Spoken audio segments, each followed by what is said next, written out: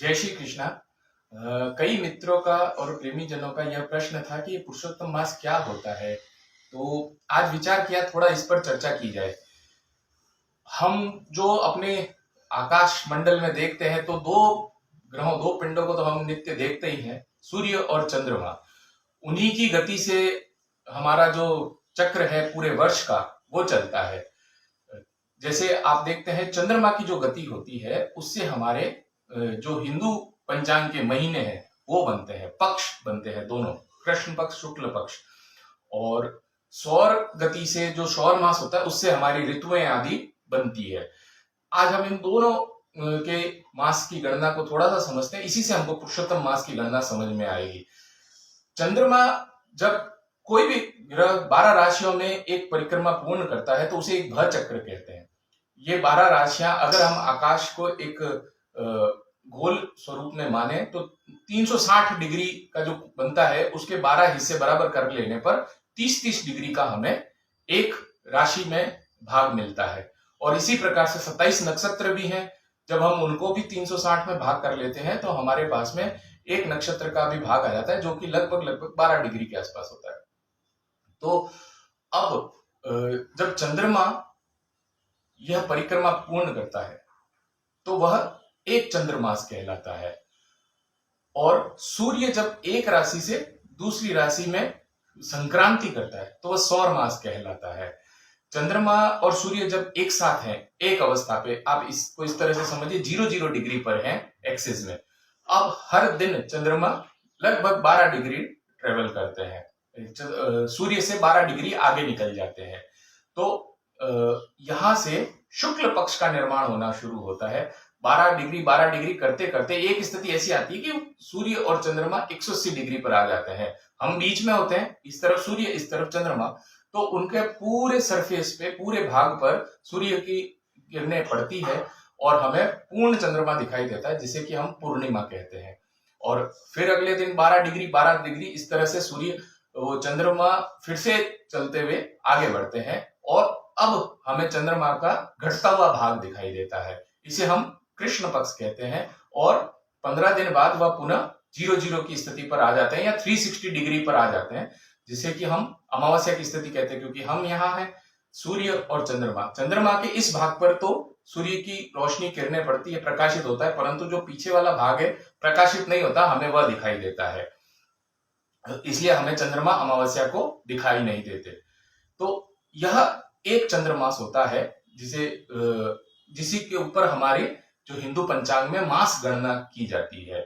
और आप देखेंगे कि पूर्णिमा तिथि, अमावस्या तिथि और अन्य तिथियों पर हमारे त्योहार जो आते हैं वो इसी गणना के आधार पर आते हैं। जैसे रक्षाबंधन अभी श्रावण पूर्णिमा पर आएगा। और हर राशि के अंदर में नक्षत्र होते हैं, 27 नक्षत्र 12 राशियों में दिए गए हैं, तो करीब करीब 2.25 नक्षत्र एक राशि में आता है।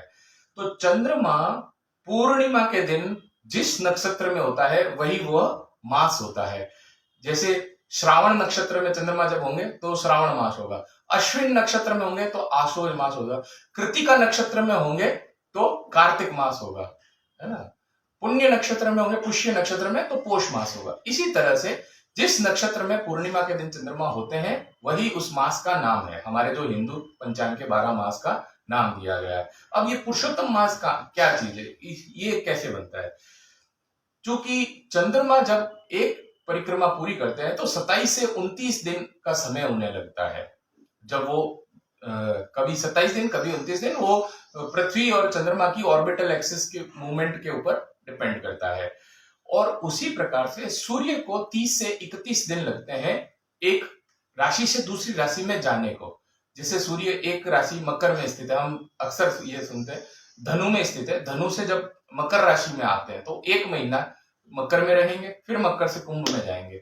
इसी क्रम को जब वो एक राशि से दूसरी राशि में जाते हैं उसे संक्रांति कहते हैं, सूर्य की संक्रांति। हर महीने में एक संक्रांति पड़ती है। जब चंद्रमा अपना एक भचक्र पूर्ण करते हैं उसमें एक संक्रांति अवश्य पड़ती है। परंतु सूर्य और चंद्रमा की गति का जो सौर मास और चंद्रमास है उनका एक वर्ष में अंतराल 11 दिन और कुछ घंटे का आ जाता है।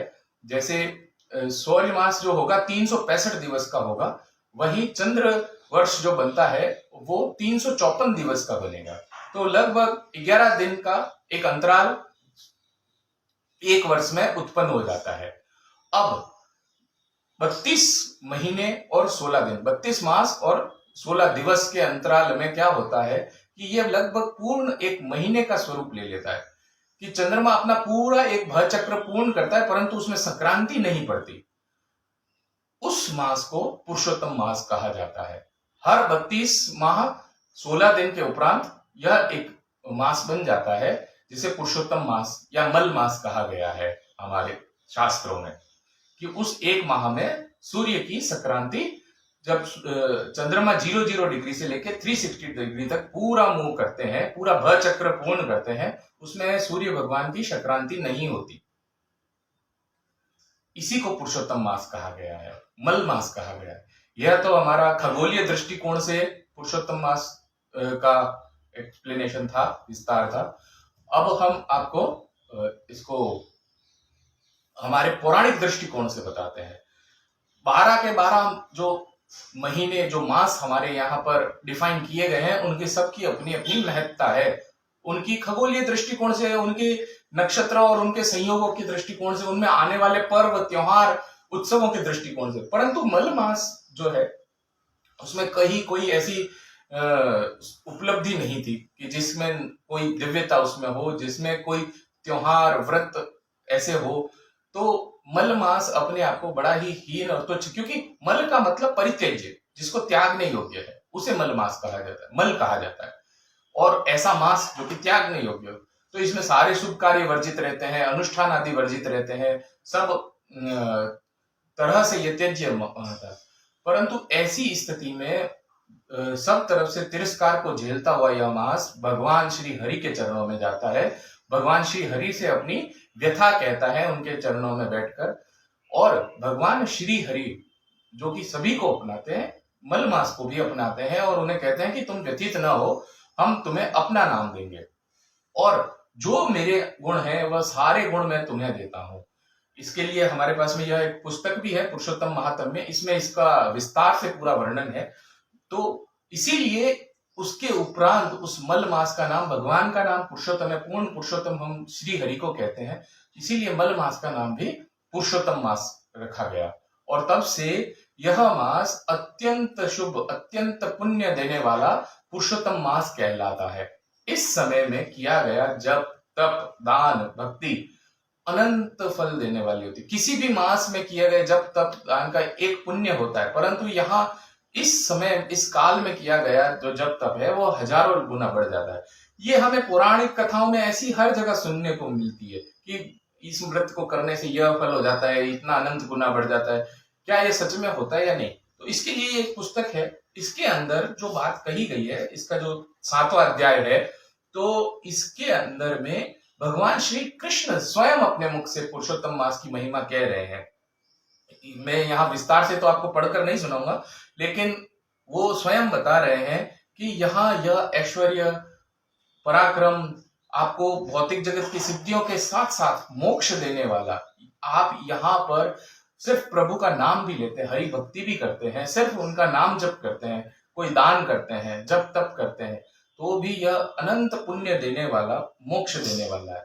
तो इसकी गारंटी यूं भी हो जाती है क्योंकि ये भगवान श्री हरि स्वयं कह रहे हैं।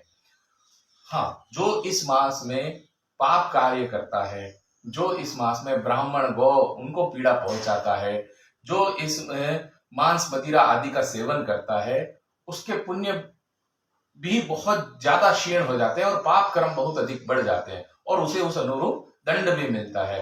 अनेक जो हमारे रौरव और कुंभीपाक आदि नरकों का वर्णन किया गया है, वह नरक भोगने पड़ते हैं।